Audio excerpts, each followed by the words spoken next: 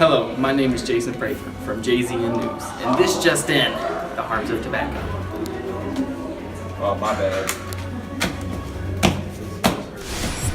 And here's Nikhil Polapalli with the news.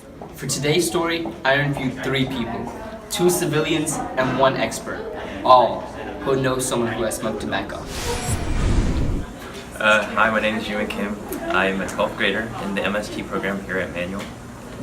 Nice to meet you, Juman. Thank you. So do you know someone who has smoked tobacco recently, or no? Yeah, we actually have a lot of friends, especially like Korean friends, Korean older men who smoke, because in Korea it's actually really popular to go to the military, and in the military everybody gets a lot of stress, so they come back and they smoke a lot. Yeah. And do these people struggle with do they have any health problems after smoking tobacco? Yeah, a lot of people I've met have had bronchitis. They've gotten lung cancer, stuff like that. They've had trouble breathing. A lot of them had asthma as well.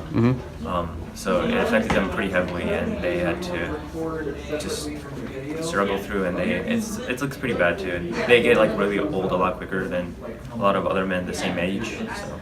All right. With this in mind, will you ever smoke tobacco? No. Okay. Thanks for your time, Jimmy. My name is Issa Leon, and I'm in the 9th grade in Jane Z. Nice to meet you. Do you know anybody who has smoked before?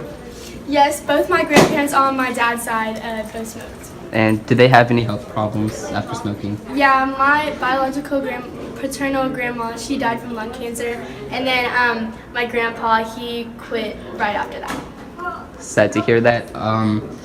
With this in mind, will you ever smoke tobacco? No, never. Okay, thanks for your time. Hi, I'm Dr. Lahoma Prather. I am an RN specialist at University of Louisville Neurology, and my doctorate is in advanced nursing practice. Okay, so I have a few questions. Okay. Do you know anyone that is smoking or has smoked? Sure. Growing up, the vast majority of my family, friends, really all adults smoked at some point or another. The exception was probably the folks who didn't smoke, if you were looking around to see what the norm was. My parents both smoked from the time they were quite young until just before they passed away.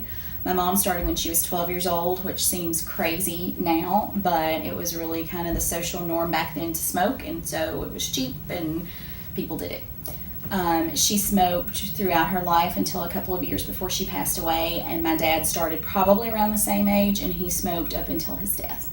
Could you name some of the effects smoking had on them? Sure.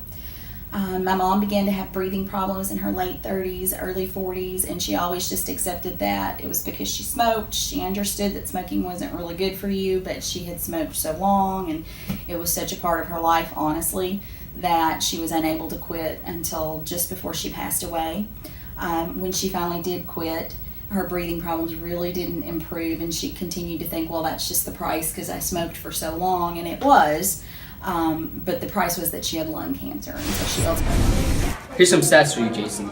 In America alone, there are 480,000 deaths annually from smoking tobacco.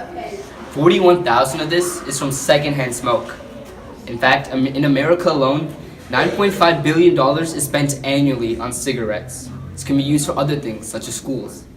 Consider the young ones. Now that you know all the facts about tobacco, stay in school and don't smoke cigarettes.